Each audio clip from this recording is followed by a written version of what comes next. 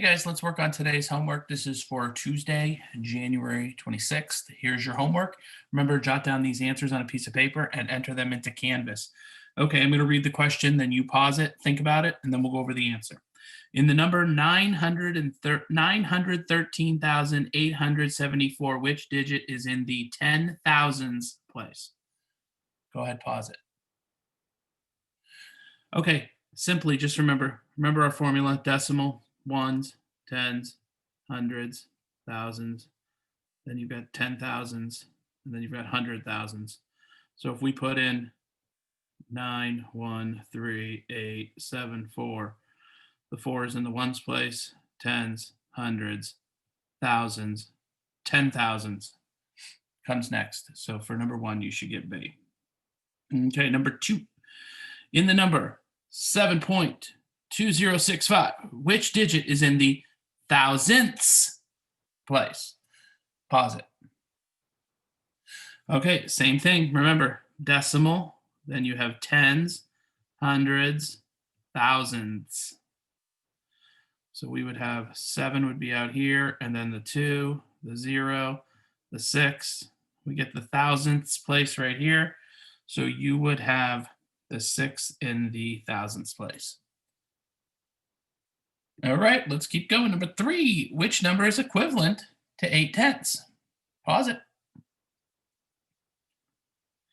Okay, remember 8 tenths. 8 tenths is a fraction. Looks like this. Remember, equivalent means equal.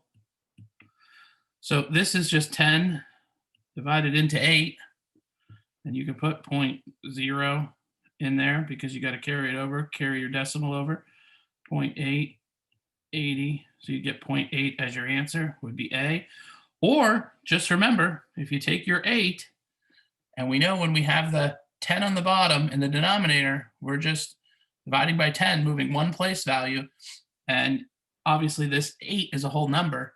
So if you're going to divide it by 10, it's obviously going to get smaller. So that 10 would mean you'd move the decimal point one spot over and get 0.8. So you can start to be able to do these in your head if you pay attention to the rules. Okay, number 4. What is the equivalent of 4 and 3/100ths? Okay, pause it.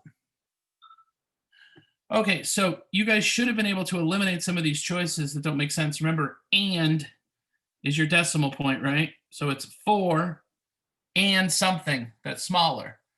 And you know, if you do your tens, hundreds, you know the 3 would have to go in the hundreds. You got a place value there.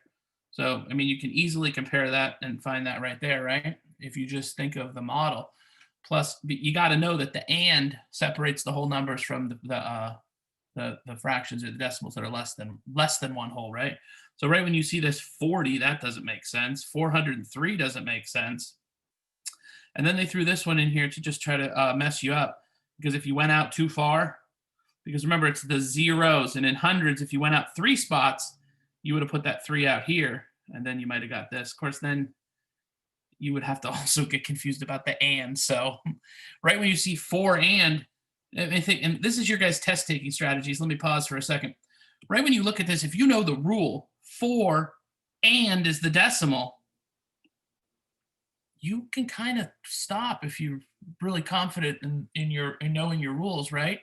On these kind of questions, because 4 and means just 4 whole by itself. Only one of these has 4 whole.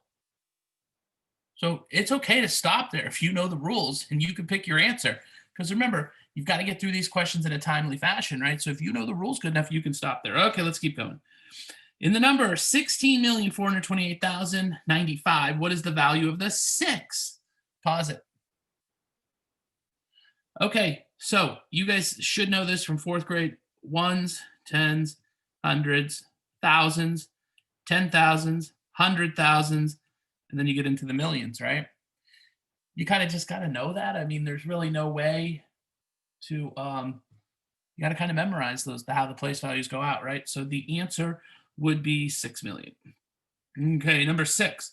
What is the value of the 9 in 505,802.109 or 109 thousandths? Pause it. And I guess I kind of gave you the answer because I said 109 thousandths. So that is 9,000. Oops. Oh, bad, Mr. Conklin. 900 thousandths. Don't let it confuse you because remember, thousandths. That's what tells you that it's on the less than one side of the decimal point, right? And remember, tens, hundreds, thousands. The one thing you can't forget when you have your decimal, it goes ones, tens, hundreds, then it keeps going. You might think there's a ones place here, but it goes right to tenths, okay? This is the only thing that can really get you confused. Just remember, there is no oneths place. It goes right to tenths place. Okay. Moving right along. Which comparison is correct? Pause yourself. Okay, so this one is just process elimination, right? You got to look at each one of these. So they all say equal, so we want to know that what equals the same thing. We've got 50 and 50, then 0.5 and 0.0, so that does not equal. We've got 0 and 0, point, and 0 and then 5, so that one doesn't equal, because see, this 0 and the 5 don't match up. Well, this one's got 500 and it's got 0 there, so immediately doesn't match, right? It's got to learn these rules and help you. Now, 0.00 and 5, 0, 0. And just remember, this number has infinite zeros that just goes forever, right? So D would be your answer for number 7. All right, number 8. Which number is 100th less than 406 and 51 hundredths? Pause it now. Okay, 100th less. 100th less. So, and tens, hundredths. So if I put this number in here, 406.5. 100th less, that would be changing -1 from here. That would make this 0. And then if you look over, all you got to do is find 406.5, and that would be your answer. But see, all these choices, if you take 100 less, you would get that, right? Don't let it confuse you. They give you all these other choices are one less of every spot, right? So you've got to use your formula here to figure that one out. All right, number 9. Which of the following numbers is greater than 8.4? 8.4. Pause it. Okay, so this is very simple. You've just got to go 8s.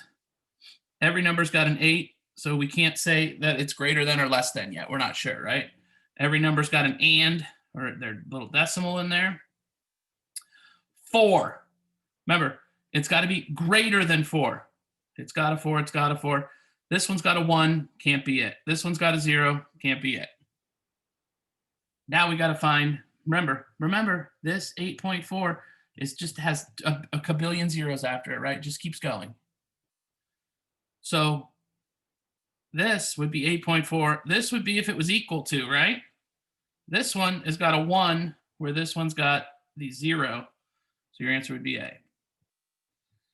And number 10, which of the following numbers is less than 2.17? So you're going to do it the same way, right? Less. We know we've got to, well, pause it. I'll give you a chance to work this out. Sorry, I was going too fast. Okay, so we know we've got a 2 as the whole number, right?